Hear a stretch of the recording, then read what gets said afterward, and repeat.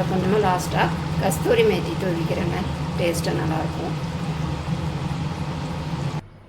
Hi friends, வாங்க இன்றைக்கி அருமையான முட்டை ஊற்றி பொத்து ஊற்றி வச்ச குழம்பு சூப்பராக வந்திருக்கு பாருங்கள். இது அருமையாக வந்திருக்கு.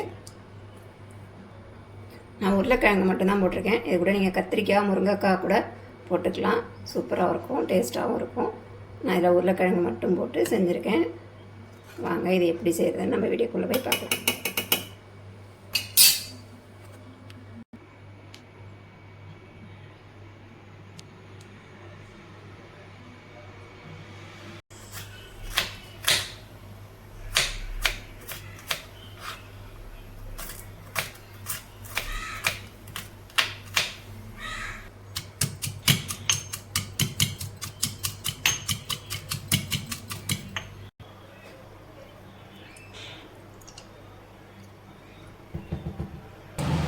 எண்ணெய் காஞ்சிருச்சு, கடுகு சேர்த்துக்கலாம்.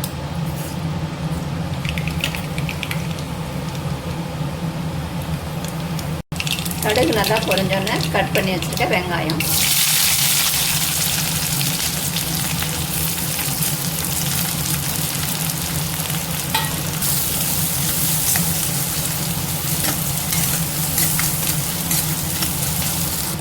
இது கூடவே தட்டி வச்ச இஞ்சி பூண்டு பேஸ்ட்டு.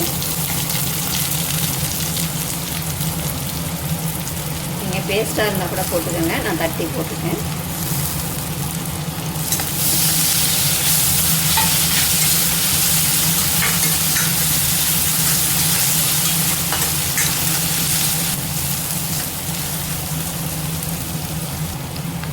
வெங்காயம் இஞ்சி பூண்டும் நல்லா வதங்கிடுச்சு. இப்போ தக்காளி சேர்த்துக்கலாம்.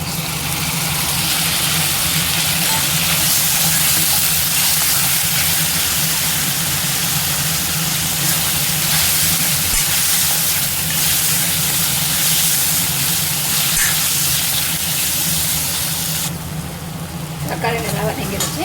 நான் ஒரு உருளைக்கிழங்கு கட் பண்ணி வச்சுருக்கேன், அதையும் இது கூட சேர்த்துக்கலாம்.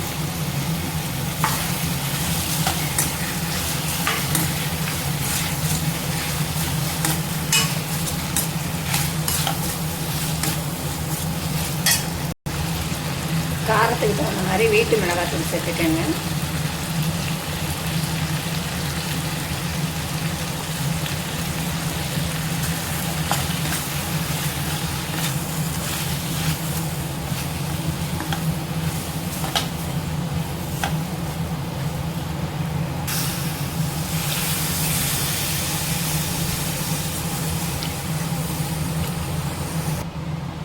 மூடி போட்டு வேக வச்சிடலாம். உருளைக்கிழங்கு வேகத்துக்குள்ளே நம்ம மசாலா அரைச்சிட்டு வந்துடலாம். பார்த்திங்கன்னா தேங்காய்,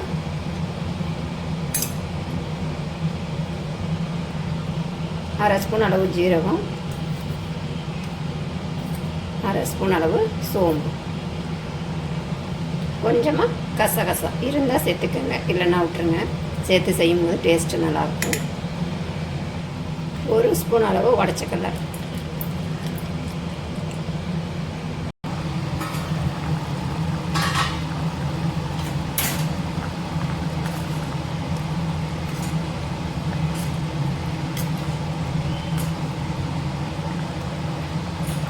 உருளைக்கிழங்கு ஓரளவுக்கு வெந்துருச்சு. இப்போ நம்ம முட்டையை கொத்து ஊற்றிக்கலாம். இந்த மாதிரி கொத்து ஊற்றிக்கங்க. அடுப்பை கொஞ்சம் ஸ்லோலியே இருக்கட்டும்.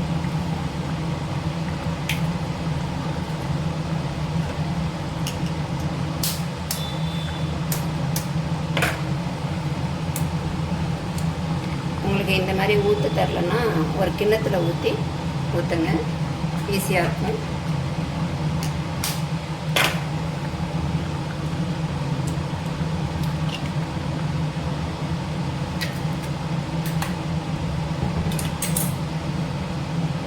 அதாங்க எல்லா முட்டையை ஊற்றாச்சு. கொஞ்சம் தனித்தனியாக ஊற்றிக்கோங்க. நான் ஒரு 7 முட்டை உடச்சி ஊற்றிருக்கேன். அப்படியே வேகட்டும். கரண்டி வச்சு கிண்ட வேண்டாம், கிண்டினோம்னா நம்மளுக்கு உடஞ்சிடும். அப்படியே மூடி போட்டு வேக வச்சு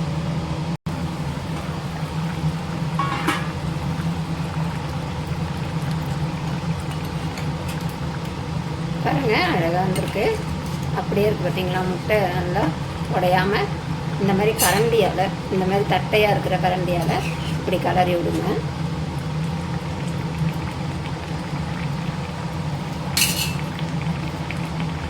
அடுத்தது பார்த்திங்கன்னா நம்ம அரைச்சி வச்ச மசாலாவை இதுக்குள்ள சேர்த்துக்கலாம். தேங்காய் வேண்டான்னா நீங்கள் இதோட லாஸ்ட்டில் உப்பு போட்டு கொஞ்சம் கரம் மசாலா போட்டு கொதிக்க விட்டு எடுத்துருங்க. நான் கொஞ்சமாக தேங்காய் சேர்த்துருக்கேன். குழம்புக்கு தேவையான அளவு உப்பு.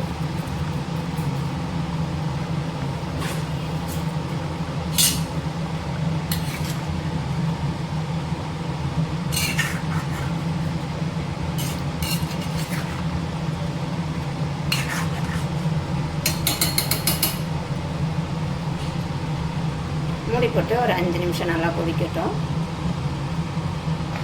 அவ்வளோதாங்க, உடச்சி ஊற்றி முட்டை குழம்பு ரெடி ஆகிடுச்சு. பாருங்கள் எவ்வளோ அழகாக வந்திருக்கு. சூப்பராக இருக்கும், டேஸ்ட்டு நல்லாயிருக்கும். இதை பார்த்திங்கன்னா நான் சாதத்துக்கு தான் வச்சுருக்கேன். சப்பாத்திக்கு சாப்பிடும்போது செம்ம டேஸ்ட்டாக இருக்குங்க, அட்டகாசமாக இருக்கும். இந்த மாதிரி நீங்களும் செஞ்சு பாருங்கள். பாருங்கள் நான் ஊற்றின முட்டை அழகாக அப்படியே இருக்குது. இது சாப்பிடும்போது நல்லாயிருக்கும். மேலே கொத்தமல்லி தூவி இறக்கிக்கலாம். சூப்பரான டேஸ்ட்டில் வாசனையாக நல்லா கமகமன்னு இருக்குங்க. நம்ம தேங்காய், சோம்பு, சீரகம், கசகசா அரைச்சி போடும்போது இதில் நீங்கள் கொஞ்சம் கரம் மசாலா வேணாலும் சேர்த்துக்கலாம். நான் சேர்க்கல. இந்த வாசனையே நல்லாயிருக்கு. வீடியோ பிடிச்சிருந்தா லைக் பண்ணுங்கள், ஷேர் பண்ணுங்கள், கமெண்ட் பண்ணுங்கள், மறக்காமல் சப்ஸ்கிரைப் பண்ணுங்கள். இன்னொரு வீடியோவில் சந்திப்போம். பாய்.